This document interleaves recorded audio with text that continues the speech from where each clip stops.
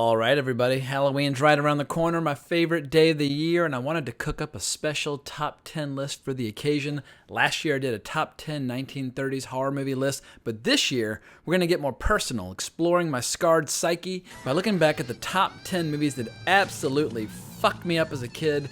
Every horror fan has their own journey where horror movies change from something that fills one with mortal dread to something resembling total glee. But I assume most horror fans like me cherish those early experiences where horror movies would really get under their skin. All those nights watching movies on TV through your fingers and all the sleepless nights that followed, the older we get, the much more rare those experiences become, no matter how many great horror movies we watch or great books that we read. And with this list, I'm not going to be doing complete breakdowns of the movie. Instead, I'm going to be focusing on my personal anecdotes and experiences while watching these movies. And there's one key event in my young life where I made the pivot from being a scared little kid into being a horror fan who would actively seek out every single horror movie on the rack at my local video store. So age 10, I was invited to a slumber party. We decided we were going to have a horror movie marathon. And the evening, it started with a bang. Our friend's dad actually passed out lit cigarettes to each of us so that we could light bottle rockets and have this proper battle in the snow. And if that sounds a little bit redneck and a little bit country, it was. But holy shit, it was fun. And I heard a few of my friends coughing as they took the first drags of their young lives. At any rate, as the evening proceeded, we had these crates of soft drinks to keep us jacked on caffeine the entire evening, and eventually we got down to business. And while none of us were necessarily experts on the genre at the time, I think we did a pretty good job on the whole with our lineup. We had the first two Nightmare on Elm Street movies, The Exorcist, Poltergeist, and the original Blob from the 1950s. And every once in a while, we'd stop and have these crazy caffeine-fueled wrestling matches, or we'd go to the bathroom in groups out of fear. But it ended up being the first all-nighter that I ever experienced, and a great time was had by all, especially during The Exorcist, where we kept trying to pause the VHS cassette on the subliminal imagery of the devil. But let me modify what I just said. A great time was had by all, except for one kid. He had never seen a horror movie before, which he totally kept a secret from us. And then on Monday morning, he was conspicuously absent from the bus and from school. And then he continued to be absent for days because, according to his mother, sleep was a total impossibility for him. My point is that scary movies affect every kid differently. Some kids are drawn to scary movies like moths to the flame.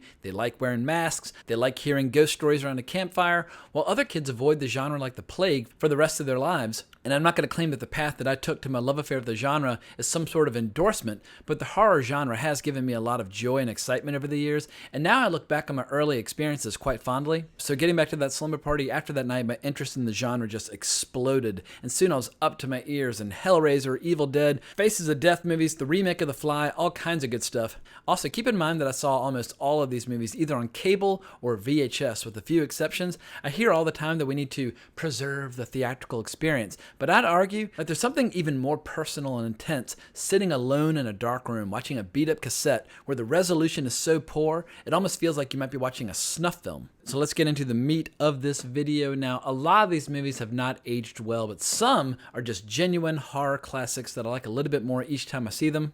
And like I said before, I'm not going to do complete breakdowns of the movies, but I'm going to try and recreate the experience of seeing these movies through my young eyes at that time. And also keep in mind, I was so young for a lot of these, I can't say for sure how old I was when I first watched them. From basically age 9 onwards, I can say with pretty much absolute certainty what age I was when I saw certain movies. But for a lot of these movies, I could have been anywhere from age 5 to 8. And if you're wondering where my parents were in this equation, sometimes they were the ones leading the charge, and my siblings and I just happened to get dragged along for the ride. But never in my life did I ever have any rules about what I could watch. My parents' attitude was, as long as you get good grades, we don't really care about the rest. And my attitude today is that if a kid is not ready to watch something, they're either going to change the channel or they're going to storm out of the room.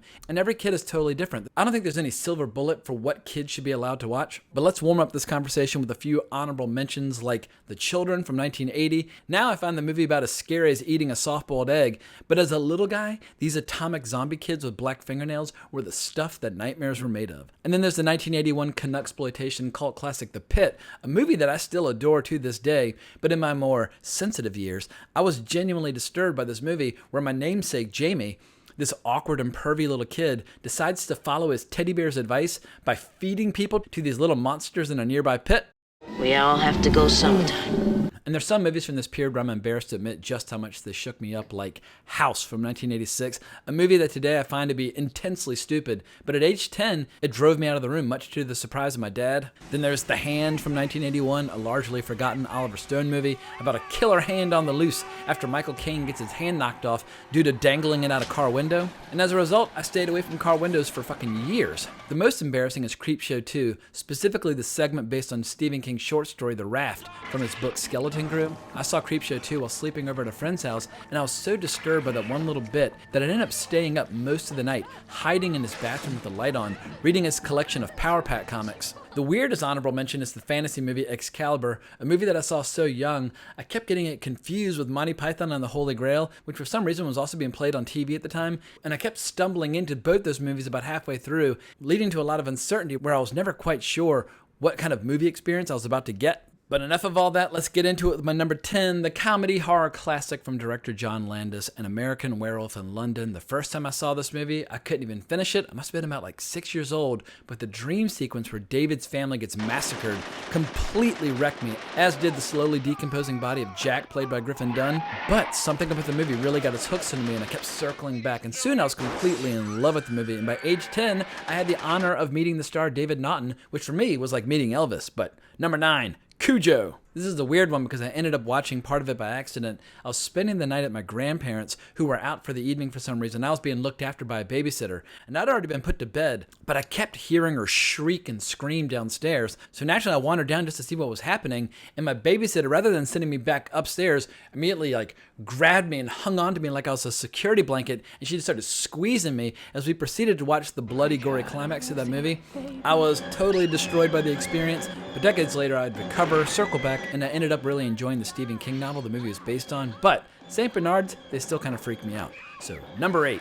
Now, I can't be sure about this because I was just so young, but my number 8 might be the very first horror movie I ever saw, or it might have been the 2-episode miniseries, because I don't know which cut of the story that I saw, but we have Tobe Hooper's adaptation of Stephen King's Salem's Lot. Now, I can't overemphasize enough what a profound impact this story had on me, perhaps because there's so many kids in the story, one of whom is obsessed with classic horror movies, but I watched this on TV with my older brother, and he was even more disturbed by the experience than I was. He legitimately started making homemade crosses just in case our buddy from across the street were to ever come floating up to our window one night, and I'm amazed at one point my brother didn't decide just to go over there and put a stake through his heart just to be on the safe side. But to this day, so many moments from this movie are burned into my brain, like the first shot of Jeffrey Lewis as a vampire sitting in a chair, or the image of vampires crawling up behind a kid as he watches the main vampire Barlow getting impaled. You never really shake off those first really solid scares of your life, but years later I'd fall in love with Salem's Lot all over again with the novel by Stephen King, which gets my highest possible recommendation, as well as the brilliant short story One for the Road, which ties directly into the novel, and that short story is in Night Shift. At any rate, number 7, Creepshow. At age 45, I've seen this movie countless times, but I have to admit that it took me quite a few tries as a little guy. In theory, I should have been really into it. I was already obsessed with comics, and I could kind of tell what they were going for, even if I had not yet read any classic EC horror comics at that point. But every time I tried to watch Creepshow on cable, I would get so freaked out. Every time I tried to watch it on TV, I'd end up changing the channel or just turning off the TV altogether.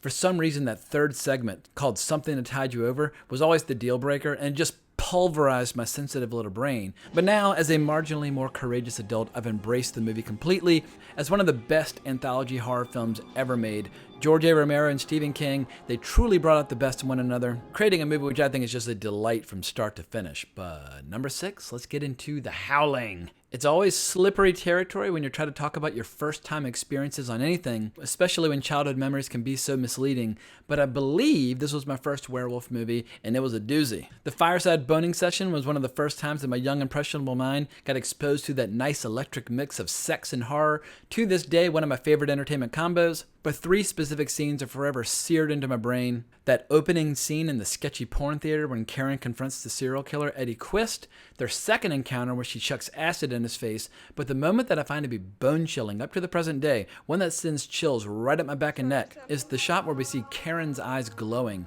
as she begins her transformation while trying to warn the public on television. I can't even really articulate why it stuck with me so intensely all these years, but each time I revisit the movie, that scene, it just knocks me flat. That and the Kick-Ass poster, which is an all-time horror classic. So bravo, Joe Dante, bravo. At last, we get to the one movie on this list that I actually managed to see in the theater. But this was a scenario where the adults wanted to see something, and I happened just to go along for the ride. So for my number 5, we have Ghost Story, a movie that fucked me up so badly at the time that I can still vividly recall how I felt after the show. My family went to Pizza Hut, and for some reason I was standing off in the corner by myself, either by like a jukebox or an arcade game or something. But what I can still remember so clearly is the feeling of my hands shaking, almost like I had my fingers in an electrical socket. I'd just been completely steamrolled by the experience, and I barely understood the plot at the time, but the imagery and the emotions and the style were enough. And to this day, Alice Krige, she freaks me out no matter what part she's playing and what kind of story.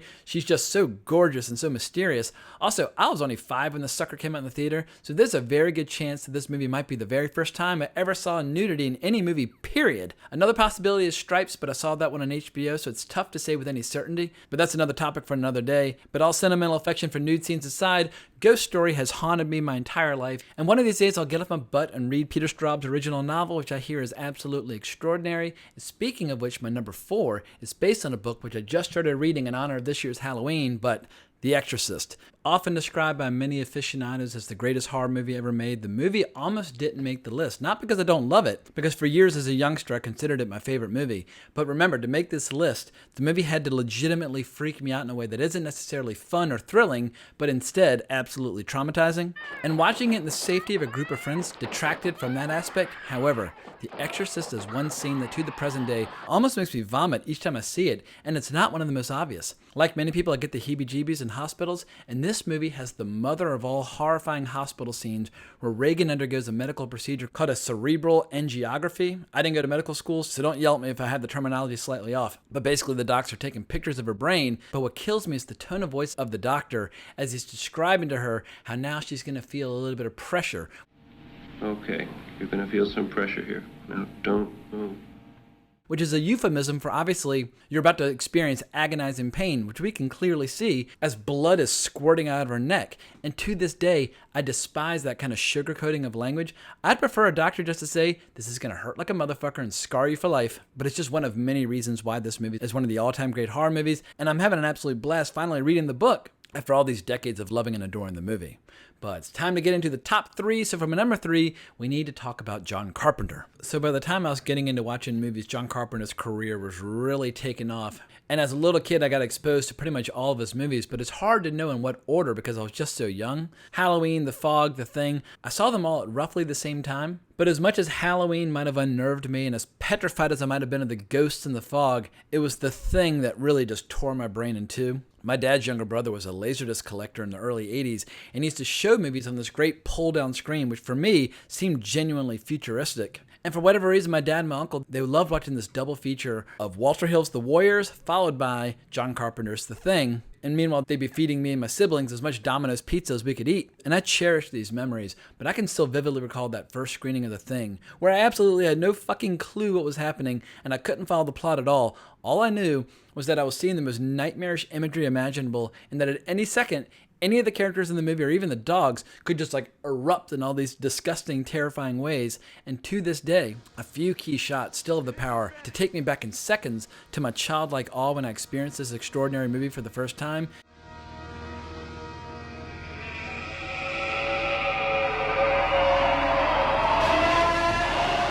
And decades later, it remains a personal favorite.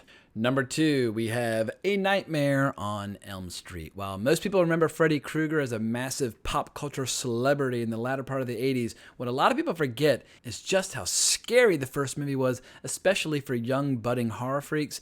And at this point, I had some confidence. I thought I knew what I was doing when I saw the movie for the first time. I'd seen a few Friday the 13th flicks. I thought I was pretty cool. But then one night, my older brother and I watched this movie, and I utterly succumbed to the power of the story. The killer intro, the music, the photography, the performances, everything about Wes Craven's movie created the perfect dreamlike atmosphere. And no exaggeration, for a good month after seeing it, I was kind of on edge. If I was listening to my stereo and the cassette clicked to a stop, I would jump in alarm.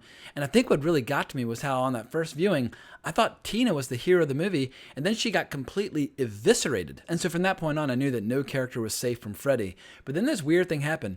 I became obsessed. I covered my walls with posters of Freddy, so much so that my little sister, who was a toddler at the time, avoided my room like it was the abyss itself. But I ended up making my own Freddy glove by taking some of my skateboard gloves, some tinfoil and straws. And I used to take all these pictures like posing with the glove with my skater bangs hanging down.